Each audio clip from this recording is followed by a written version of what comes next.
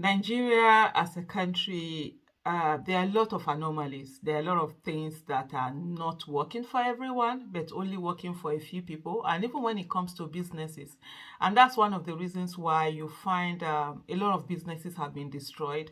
A lot of businesses have faced that effect of policies by government, or government sort of like favoring some people, some businesses, and some owners are not favoring others. And that's why you see most of these Nigerian big business owners, they're always running around government, corrupt politicians and all of that. You always see them together because they're always doing one thing or the other that it's shady. It's either shady, it's either sort of like in real sense could be illegitimate in other countries, but of course in Nigeria it's overlooked, and nothing about that. And so you see them all the time. They are always running around these corrupt politicians. So I'm going to look at this tweet here by Atedo Peter Side. It's an ex. He did this tweet about over 3 years ago, on the 10th of November 2020. No, okay, so like let's say almost 3 years ago. It will be in a few days. This tweet will be 3 years old. It says, allowing legitimate exporters and importers to move their goods across the border should be a no-brainer, right? Why refuse everybody else and allow only one company, Dangote? This is why some of us argue that the Nigerian economy is rigged in favor of a handful of well-connected persons. And honestly, I tell you, this is so true. This is so the reality of what Nigeria is. I have been a victim of policies by the Nigerian government. I remember in I think it was 2010, right? I started importing tomato paste. I had my own tomato paste because it was called Alim tomato paste. And that was the period when Jonathan was giving waivers to big importers.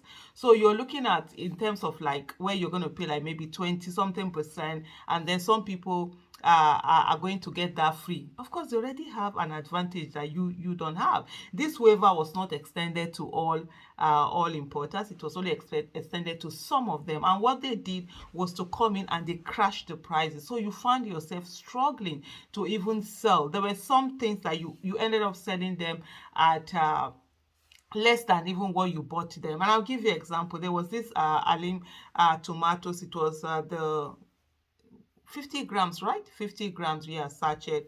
We cleared them at the port in Lagos at the cost of around 1,018 naira, somewhere like 1,013 naira, somewhere like 1,100. So, depending, sometimes clearing, depending on demurrage, how long it stays, and all of that. And we sold some of those things for 600 naira. Yeah, in Kano. I mean, you add, as of that time, transportation to Kano was around 300,000. By 2010, 2011, 2012, this was mainly around 2012, transport was around 250, 270 was Kaduna and all of that. 300 and per se was the one to Kano. That's a trailer load. And I sold them there. And I had, containers upon containers upon containers. In hindsight, I said to myself, if I had known, if somebody could think, but I would have just abandoned the tomato paste in the wharf and not clear them and just cut my losses rather than clear them and sell them in such prices. So those things are called predatory predatory pricing, and it kills businesses. And there are a lot of companies that do that. Dangote has been accused so many times of doing that, where he will just reduce the cost of his price, just reduce the cost. Then the other businesses, the competitors, will now go out of business, and then they are forced to also sell at a loss. They go out of business, then he can come back and recoup and do that. And a lot of businesses, have been doing that. And so this was in 2020. I think that was when the borders were closed. You close the border in the whole country and say nobody is going to move things in, and then you allow one particular company to have that kind of advantage. How does that work? Killing a lot of businesses. I know there are many people who say, oh, some of these businesses they employ. So employ what? The number of businesses that they have killed would have helped towards employing a lot of people in Nigeria. These are the issues of governance that we must continuously be talking about. So when we have all of these religious rulers who are telling us about, oh, evil spirit, enemies, principalities and powers, village people and whatever, just shut up. It's the economy that is being destroyed by the people who are in government, by the people who are making policies, and not to be using religion to be hoodwinking people, and all of that. And really, it's really, it's so sad, a lot of things, but there are so many drama going on, especially the recent drama between Dangote and Bua. I'm going to do a video specifically on that. I started reading the whole long article that was written by Bua. I've not finished it, but quite a lot of interesting stories coming out of there, like uh anyway, that let me just give you the gist of that my tomato paste. I literally nearly ran mad. Yeah, last year was 10 years ago, right? I literally nearly ran mad. As in, you're selling, imagine losing every container of, I think it was about 4,000 or something cartons, or was it 8,000 cartons? Can't remember now. Just you're selling thousands and thousands and thousands of cartons, and you're making so much loss. The thing that helped me, because for me, I have this kind of mind, and no matter, that's why I said to people, when people say to me, oh, you're so positive about Nigeria and all of that. I've been through so many situations that ordinarily would break one, but I just said to myself, nah, nothing. I can't be broken by the grace of God. I was like, it was such a terrible period, and I remember sending a letter to my producer in China and saying to them, stop all production. I don't know what's happening in my country. This, that. And guess what? I wrote that letter on my 39th birthday. I didn't even know it was my birthday.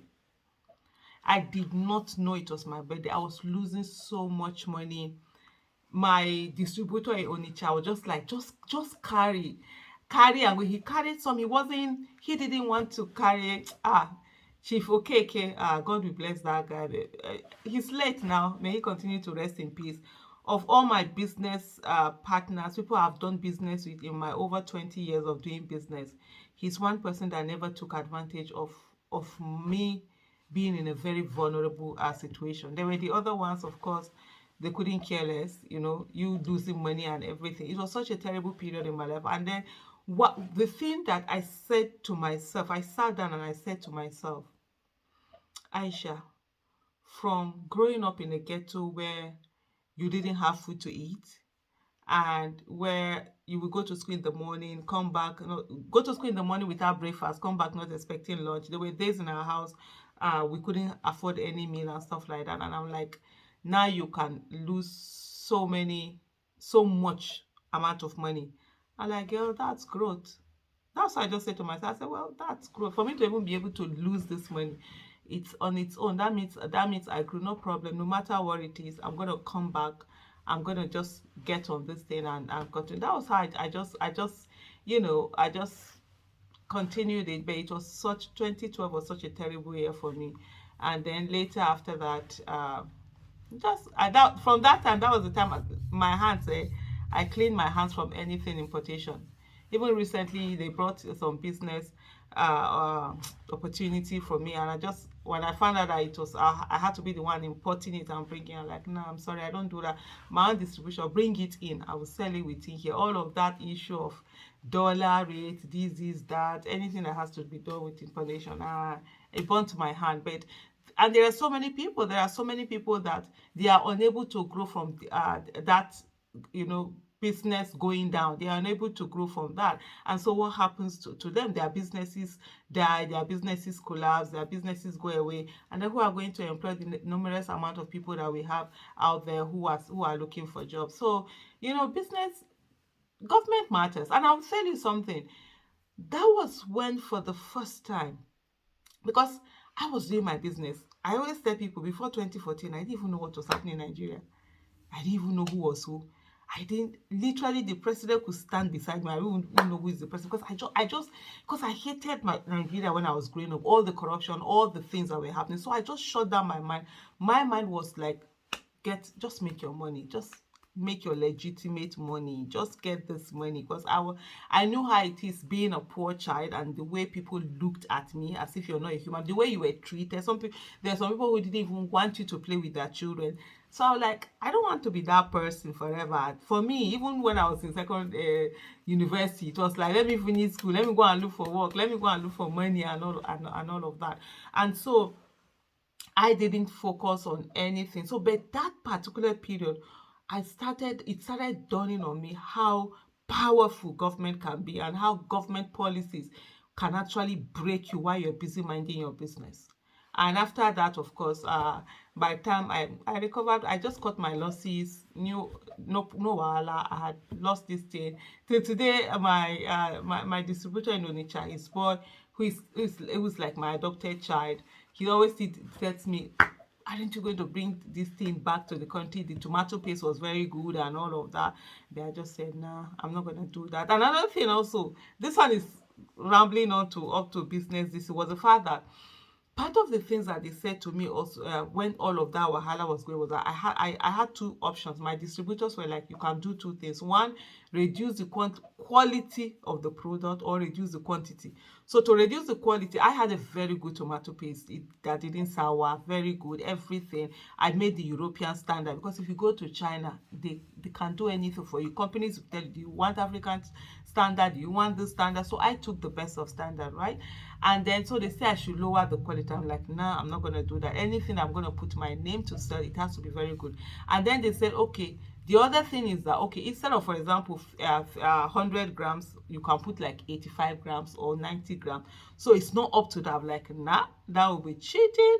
Why would I face my God? I can't do that. And for me, I would rather not do the business, not do anything, lose my money and move on, rather than do any of those things. Actually, in Nigeria, doing business and doing it the right way, it's actually very tough. You have a lot of people who are cutting corners in very unethical manner, in very criminal manner, in very fraudulent manner, and then they make you look as if you don't know anything about business. People laugh at you and like, sit down there, be doing over sabi and stuff like that. But for me, I like that over sabiness.